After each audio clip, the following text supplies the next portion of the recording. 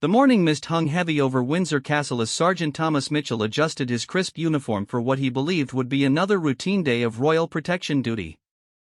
At 42, Thomas had served the crown for nearly 2 decades, earning respect through his unwavering dedication and sharp instincts. His withered face bore the marks of countless hours standing guard, watching, waiting, and protecting the most important family in Britain. Thomas had grown up in a small village outside Manchester, where his father worked in the coal mines and his mother cleaned houses for wealthy families. The royal family had always seemed like distant figures from fairy tales, existing in a world far removed from his own struggles. When he joined the Royal Protection Unit 15 years ago, he thought he understood what he was getting into. He was wrong. The reality of palace life was far more complex than the polished image presented to the public. Behind the grand ceremonies and carefully orchestrated appearances lay a web of personal relationships, political maneuvering, and human drama that would rival any soap opera. Thomas had witnessed arguments between family members, seen the strain of public life take its toll on even the strongest personalities, and observed how the constant scrutiny could drive people to make choices they might later regret. On this particular Tuesday morning in October, Thomas was assigned to the east wing of the castle, where Queen Camilla maintained her private offices.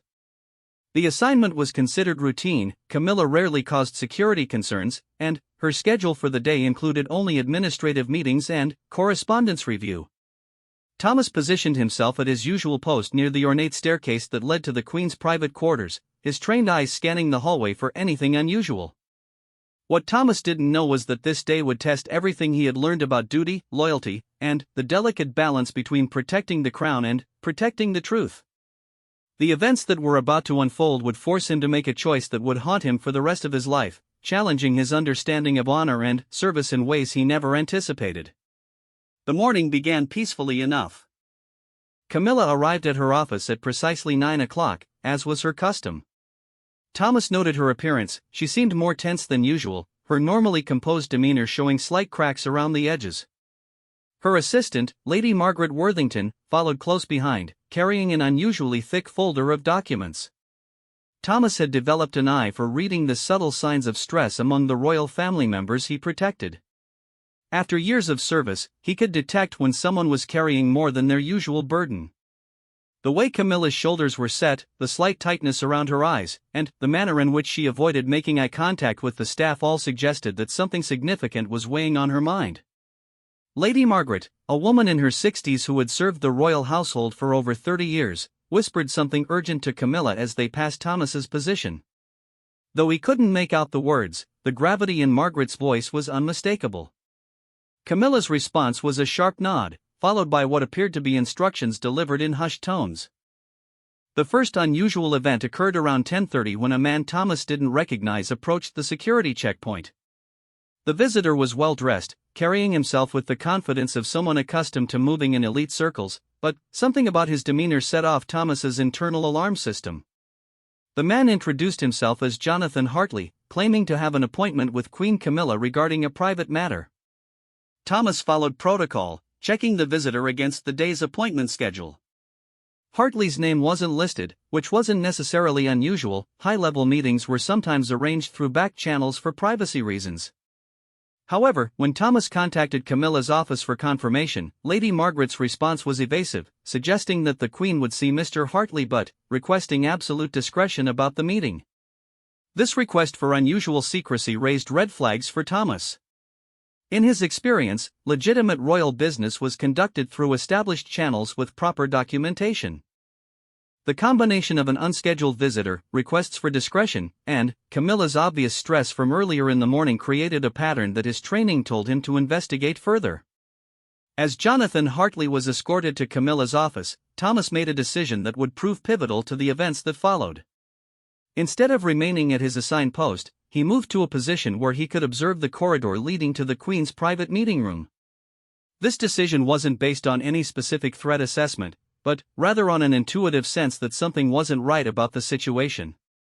The meeting between Camilla and Jonathan Hartley lasted approximately 45 minutes. During this time, Thomas noticed several concerning details. First, no refreshments were served, which was unusual for meetings of this duration. Second, Lady Margaret remained outside the meeting room rather than participating, which suggested the discussion was highly sensitive. Most troubling, however, were the raised voices that occasionally escaped from behind the closed doors. While Thomas couldn't make out specific words, the tone of the conversation was clearly confrontational. At one point, he heard what sounded like Camilla's voice raised in anger, followed by a period of tense silence. The emotional intensity of whatever was being discussed was evident, even through the thick wooden doors and stone walls of the castle. When Jonathan Hartley finally emerged from the meeting, his appearance had changed dramatically. The confident demeanor he had displayed earlier was gone, replaced by what Thomas could only describe as a mixture of satisfaction and concern. Hartley's face was flushed, his collar was slightly disheveled, and he carried himself like someone who had just delivered difficult news and wasn't entirely comfortable with the consequences. As Hartley passed Thomas's position, he paused briefly and made eye contact.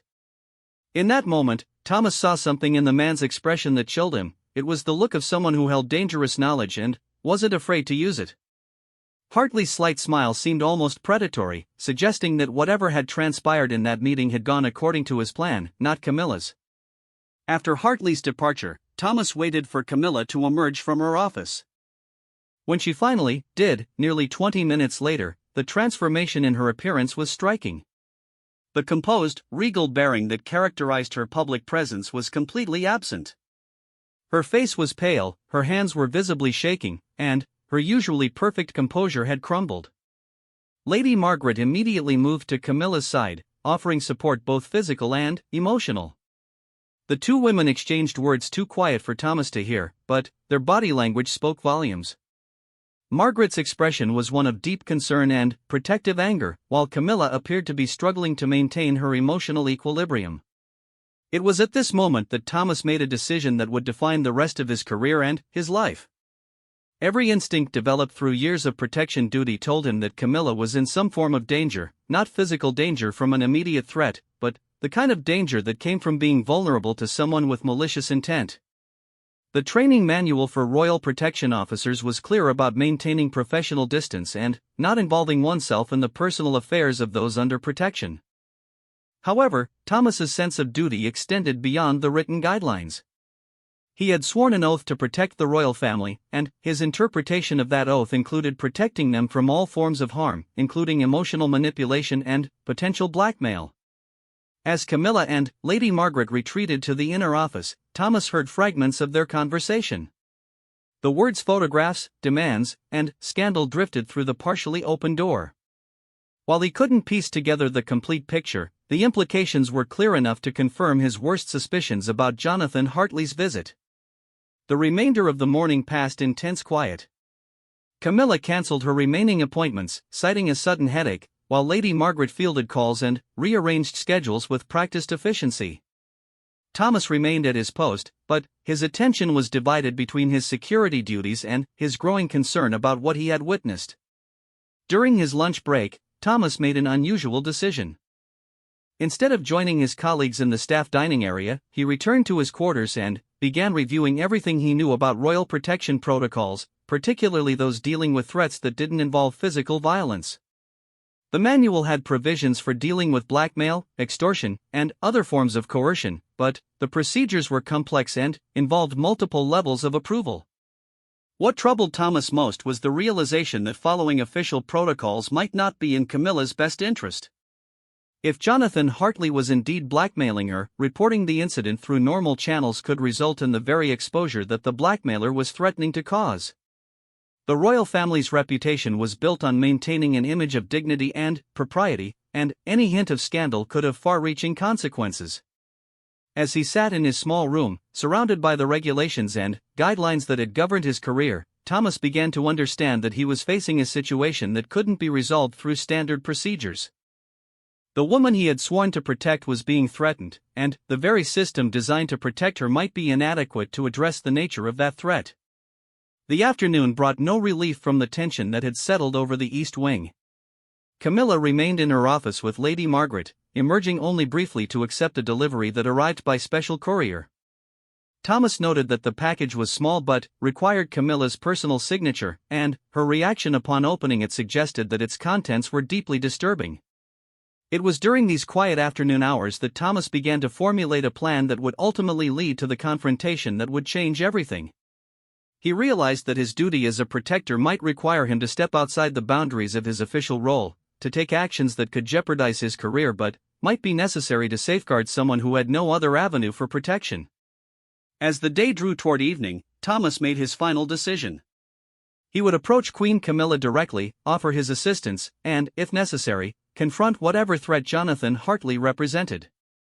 The choice was dangerous, potentially career-ending, and certainly unconventional. But Thomas had not spent 20 years serving the crown to stand by helplessly while someone he was sworn to protect suffered in silence. The stage was set for events that would shake the very foundations of Windsor Castle, test the limits of loyalty and duty, and reveal that even within the most protected walls in Britain, ordinary people sometimes had to make extraordinary choices to do what they believed was right. Thomas Mitchell was about to discover that being a royal protector sometimes meant protecting the royals from threats that existed far beyond the reach of conventional security measures. The evening shift change at Windsor Castle occurred at precisely 6 o'clock, a ritual that had remained unchanged for decades.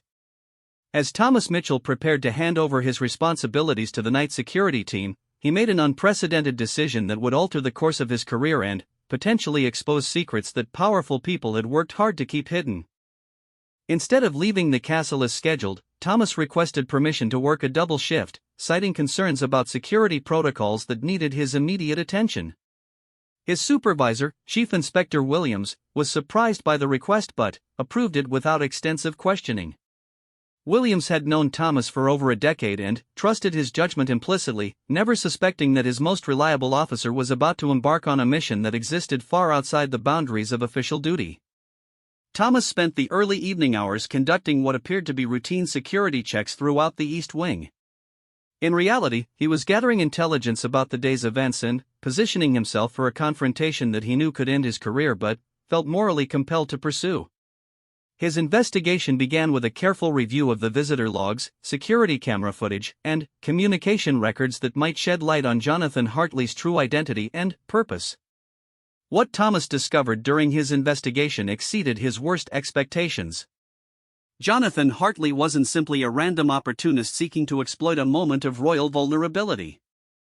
The man had a history of targeting wealthy and influential individuals, using a sophisticated network of contacts and carefully gathered information to orchestrate elaborate blackmail schemes. Hartley's past victims included a prominent member of parliament, a high-ranking military officer, and at least 2 members of the aristocracy. The method was always the same. Hartley would approach his targets with compromising information, usually photographs or documents that could damage their reputation if made public. He would then demand not money, but favors, access, or information that he could use to expand his network and identify new victims. It was a patient, methodical approach that had allowed him to operate for years without attracting significant attention from law enforcement. Thomas's research revealed that Hartley had been building a case against Camilla for months, possibly years. The blackmailer had apparently obtained photographs from a private event that occurred before Camilla married King Charles, images that could be interpreted as compromising even though they depicted nothing illegal or truly scandalous. In the world of royal public relations, however, even the appearance of impropriety could have devastating consequences. The photographs showed Camilla at a private party in the 1990s, during a period when her relationship with Charles was the subject of intense media scrutiny. While the images showed nothing more than normal social interaction, they could be presented in a way that suggested behavior inconsistent with the dignified image expected of a future queen. In the hands of a skilled manipulator like Hartley, such photographs could be weaponized to create a scandal that could damage not only Camilla's reputation but the stability of the entire royal family. As Thomas delved deeper into Hartley's background, he discovered connections that made the situation even more troubling. The blackmailer had relationships with several tabloid journalists who specialized in royal scandals, suggesting that his ultimate goal might not be personal gain but the deliberate undermining of the monarchy itself. This possibility transformed what Thomas had initially seen as a criminal matter into something approaching a national security issue. The complexity of the situation became clear as Thomas realized that Camilla's vulnerability extended beyond the immediate threat posed by the photographs. As queen consort, she was a symbolic figurehead whose reputation was inseparable from the institution she represented. Any damage to her standing would inevitably affect public confidence in the monarchy, potentially providing ammunition for Republican movements and critics of the royal family. By 9 o'clock that evening, Thomas had gathered enough information to understand the full scope of the threat facing Camilla. Armed with this knowledge, he made the decision to approach her directly, knowing that such an action violated numerous protocols and could be interpreted as a serious breach of professional boundaries. However, Thomas had concluded that the extraordinary nature of the situation justified extraordinary measures. Thomas's approach to Camilla required careful planning and timing.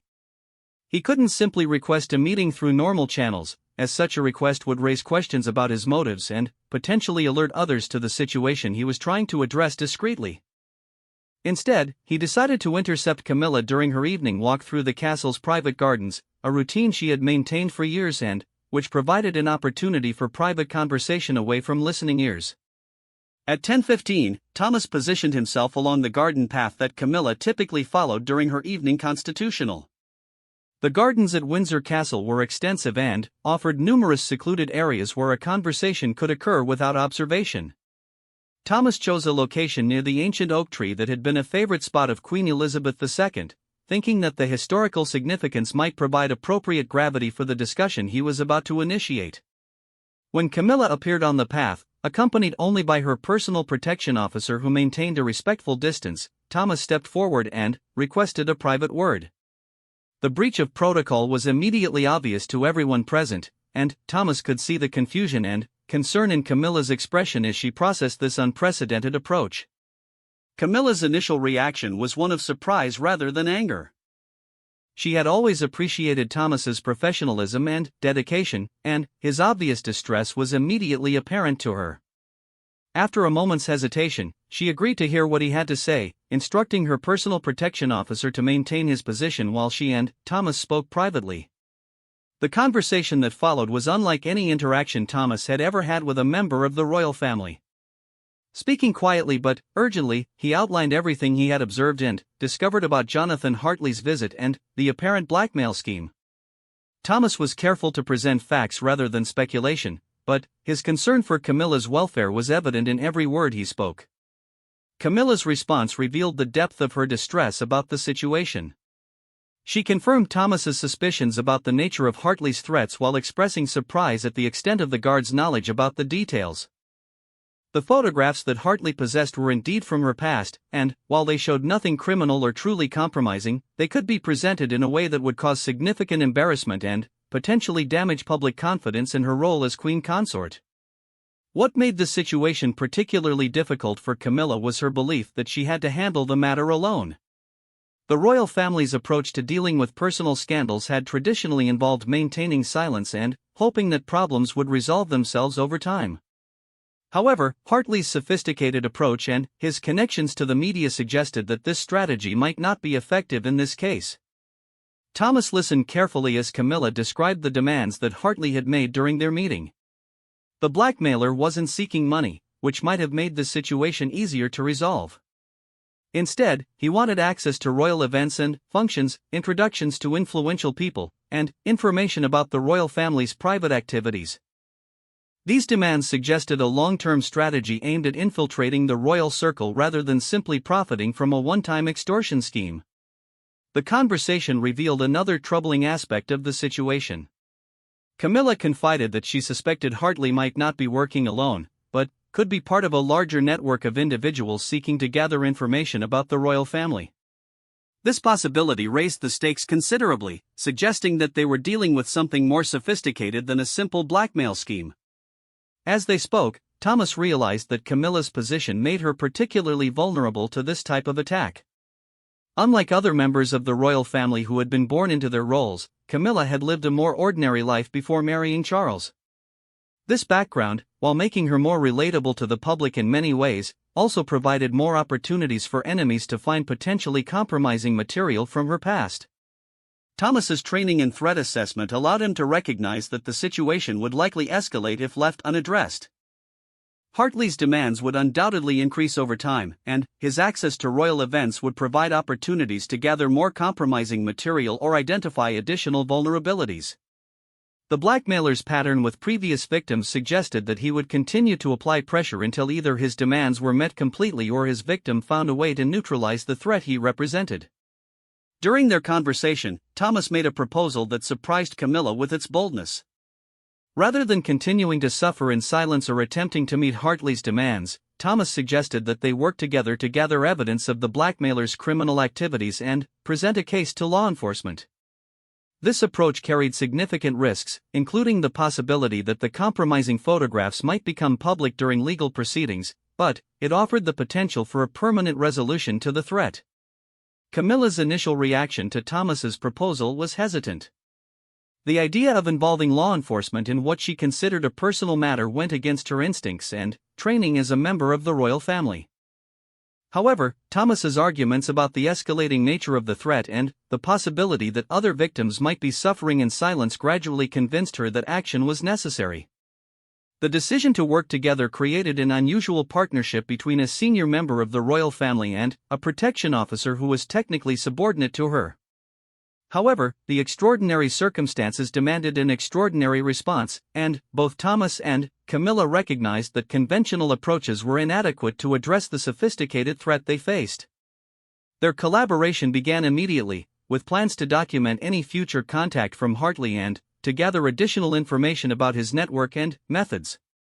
Thomas would use his security clearance and access to intelligence resources to investigate Hartley's background more thoroughly, while Camilla would carefully preserve any evidence related to the blackmailer's demands. As their conversation concluded, both participants understood that they had embarked on a dangerous path that could have far-reaching consequences for their careers and reputations. However, they also recognized that the alternative, allowing Hartley to continue his predatory behavior unchecked, was unacceptable.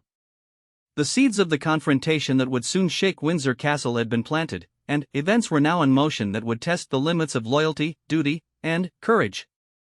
The following morning brought unexpected developments that would accelerate the timeline of events beyond anything Thomas Mitchell or Queen Camilla had anticipated.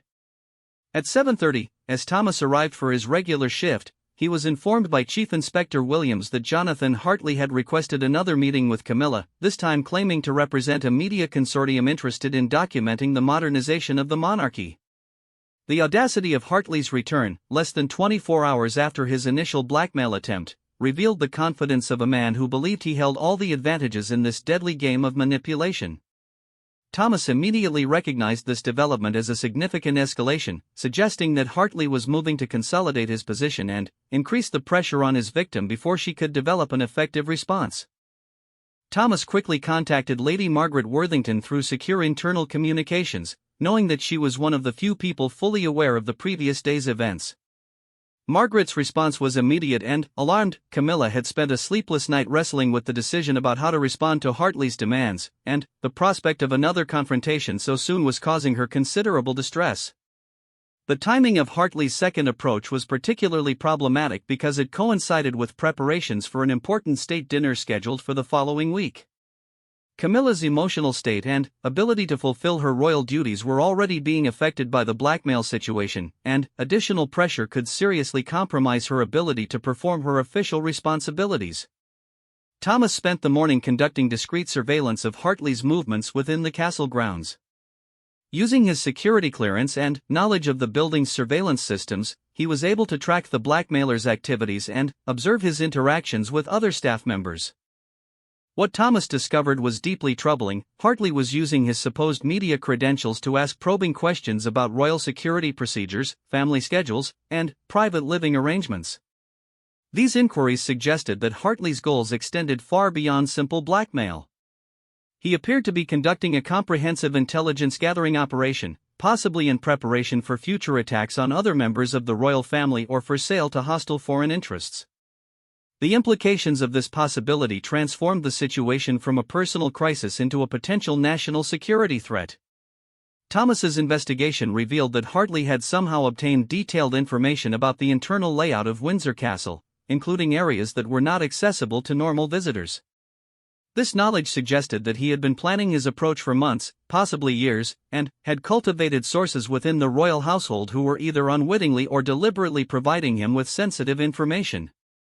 The discovery of Hartley's extensive preparation raised serious questions about the security of the entire royal protection system. If one individual could penetrate their defenses so thoroughly, how many other threats might be operating undetected within their midst? Thomas realized that his investigation had uncovered what could be a fundamental vulnerability in the system he had spent his career defending. At 11 o'clock, Hartley's second meeting with Camilla was scheduled to begin. Thomas positioned himself strategically to observe the encounter while maintaining his official duties, knowing that this confrontation would likely determine the course of events for everyone involved. His decision to intervene directly in the situation had been building throughout the morning, and he was now prepared to take action that would permanently alter his relationship with the royal family. The meeting began in Camilla's private office, with Lady Margaret once again remaining outside to ensure privacy. However, unlike the previous day, Thomas had arranged for discreet monitoring of the conversation using security equipment that was normally reserved for counter-terrorism operations. This decision to use official resources for unauthorized surveillance was another serious breach of protocol, but Thomas believed the gravity of the situation justified extraordinary measures. Through his monitoring equipment, Thomas was able to hear Hartley's demands clearly for the first time. The blackmailer was no longer making subtle suggestions or veiled threats, he was issuing explicit ultimatums with specific deadlines. Camilla was told that she had exactly 1 week to arrange his introduction to 3 specific members of the royal family, provide him with advance copies of their schedules, and ensure his invitation to the upcoming state dinner. The scope of these demands confirmed Thomas's worst suspicions about Hartley's true objectives. The blackmailer wasn't simply seeking personal gain or even planning to embarrass Camilla publicly. He was positioning himself to launch similar attacks against other royal family members, using Camilla's cooperation as leverage to access targets who would be even more valuable to his criminal enterprise. Hartley's threats during this second meeting were more explicit and menacing than his previous approach. He described in detail how the photographs could be presented to maximum damaging effect, mentioning specific media outlets that had already expressed interest in the story.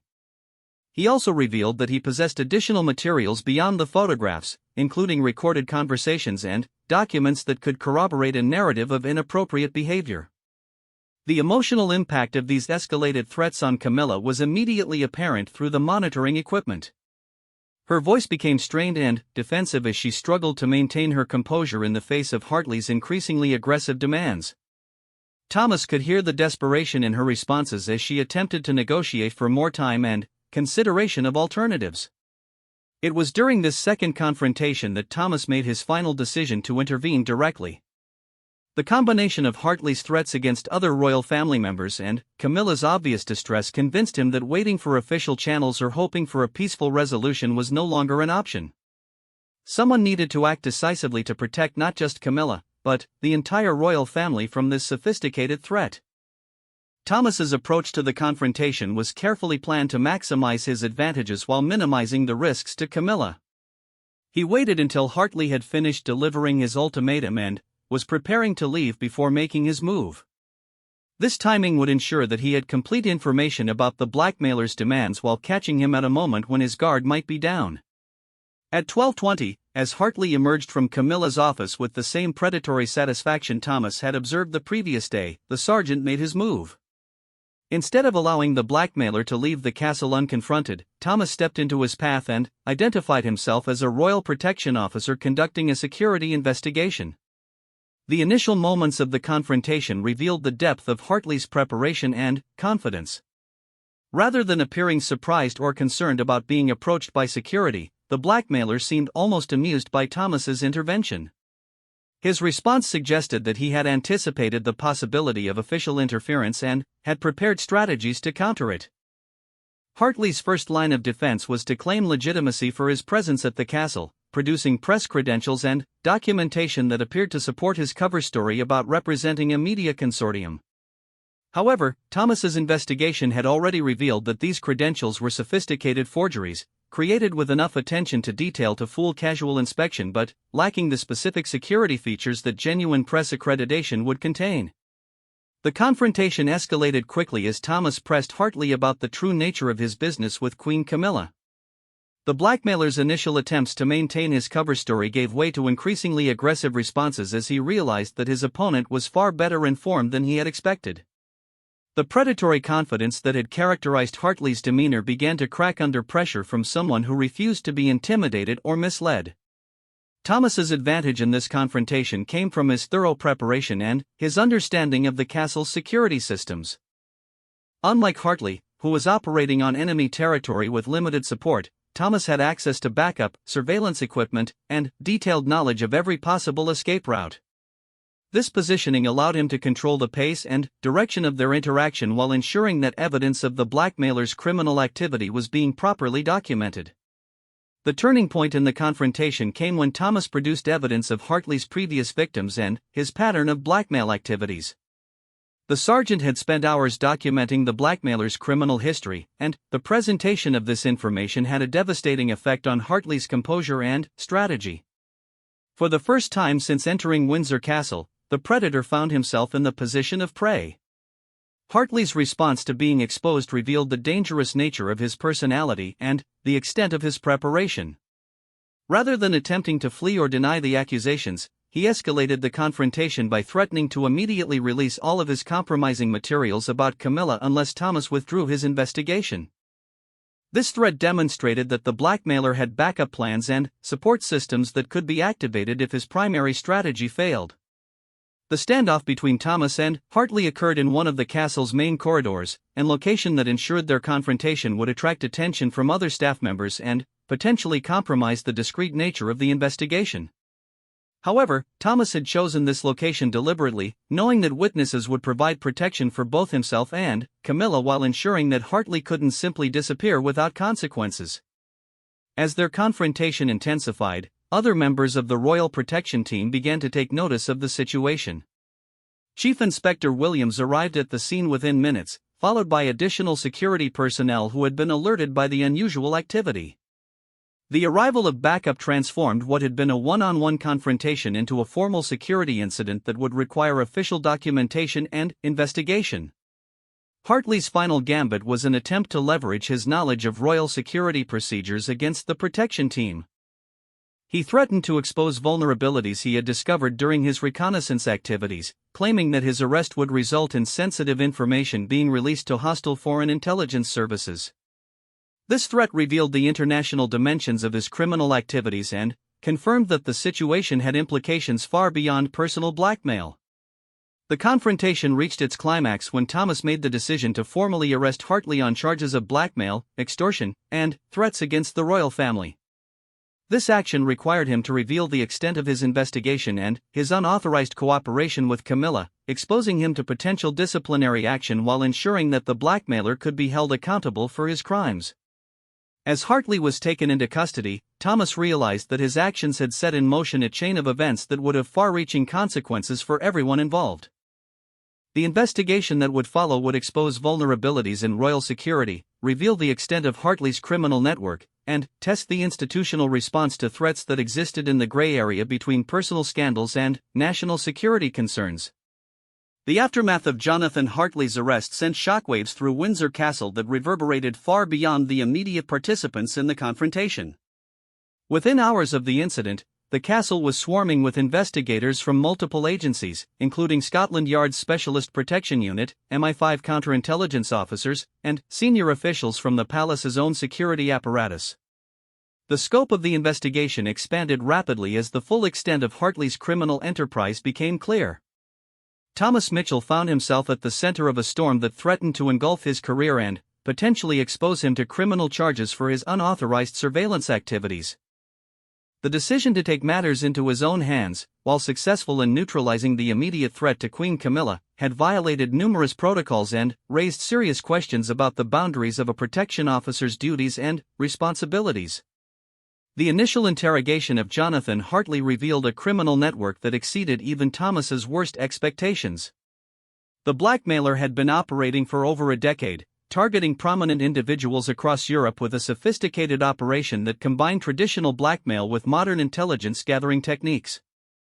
His client list included foreign governments seeking information about British political figures, criminal organizations looking to compromise law enforcement officials, and wealthy individuals who used Hartley's services to gain advantage over their competitors. The investigation team discovered that Hartley's operation against Queen Camilla was part of a larger campaign aimed at destabilizing the British monarchy. Foreign intelligence services had apparently commissioned him to gather compromising information about multiple members of the royal family, with the ultimate goal of creating scandals that would undermine public confidence in the institution. The photographs and documents he possessed were just the beginning of what was intended to be a sustained attack on the Crown's reputation. Chief Inspector Williams faced the difficult task of balancing institutional loyalty with the need for accountability in addressing Thomas's unauthorized actions. While Williams recognized that Thomas's intervention had prevented a potentially devastating security breach, the methods employed raised serious concerns about the reliability of established procedures and the potential for individual officers to operate outside their authority when they believed circumstances justified such action.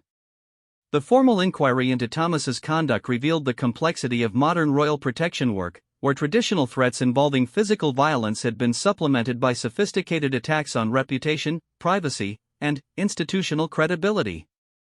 The protocols and procedures that had served the protection service well for decades were proving inadequate to address the evolving nature of threats facing the royal family in the digital age. Queen Camilla's role in the investigation presented unique challenges for all parties involved.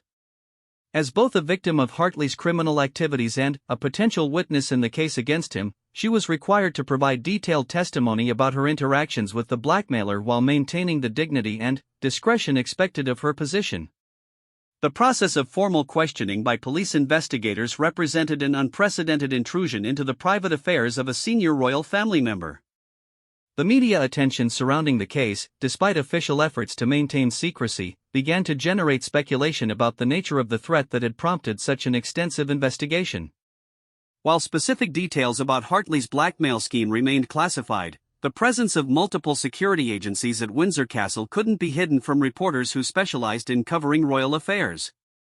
The palace's press office was forced to issue carefully worded statements acknowledging a security incident while providing no meaningful details about its nature or scope. Thomas's decision to cooperate fully with the investigation, despite the personal risks involved, provided investigators with crucial insights into how Hartley had penetrated royal security and identified potential vulnerabilities. His detailed documentation of the blackmailer's activities and methods proved invaluable in understanding the scope of the threat and developing strategies to prevent similar incidents in the future. The investigation revealed that Hartley had cultivated sources within various levels of the royal household, using a combination of financial incentives and emotional manipulation to gain access to sensitive information. Several staff members were identified as having unknowingly provided information that contributed to the blackmailer's intelligence-gathering efforts, while at least 2 individuals appeared to have been conscious participants in his scheme. The discovery of insider cooperation with Hartley's operation prompted a comprehensive security review that extended throughout the entire royal household. Every staff member with access to sensitive information was subjected to enhanced background checks, while new procedures were implemented to monitor and control the flow of information about royal family activities and movements. Lady Margaret Worthington's role in supporting Queen Camilla throughout the crisis earned her recognition as a critical ally in protecting the monarchy's interests. Her discretion in handling the initial approach from Hartley, combined with her quick recognition of the threat he represented, prevented the situation from escalating even further. Margaret's experience and institutional knowledge proved invaluable in helping investigators understand how someone like Hartley could have gained the access and information necessary for his blackmail scheme. The psychological impact of the incident on Queen Camilla became a significant concern for both security officials and her family. The realization that her past was being weaponized against not only herself but potentially the entire royal family created stress that affected her ability to fulfill her official duties. Professional counseling and enhanced security measures were implemented to address both her immediate needs and long-term well-being. The legal proceedings against Jonathan Hartley presented unique challenges for the British justice system, which had limited experience dealing with cases involving blackmail of senior royal family members. The sensitive nature of the evidence, combined with national security implications, required special procedures to protect classified information while ensuring a fair trial.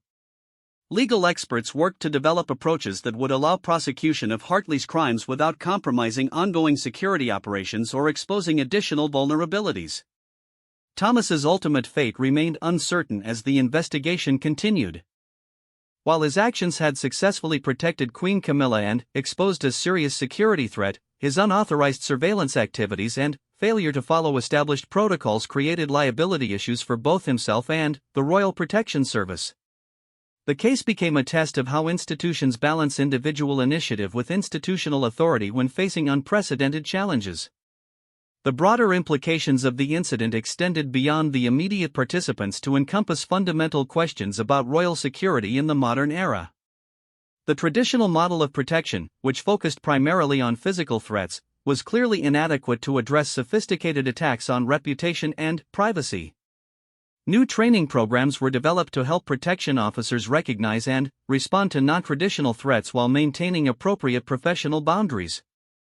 King Charles's response to the crisis demonstrated both his concern for his wife's welfare and his understanding of the institutional implications of the incident.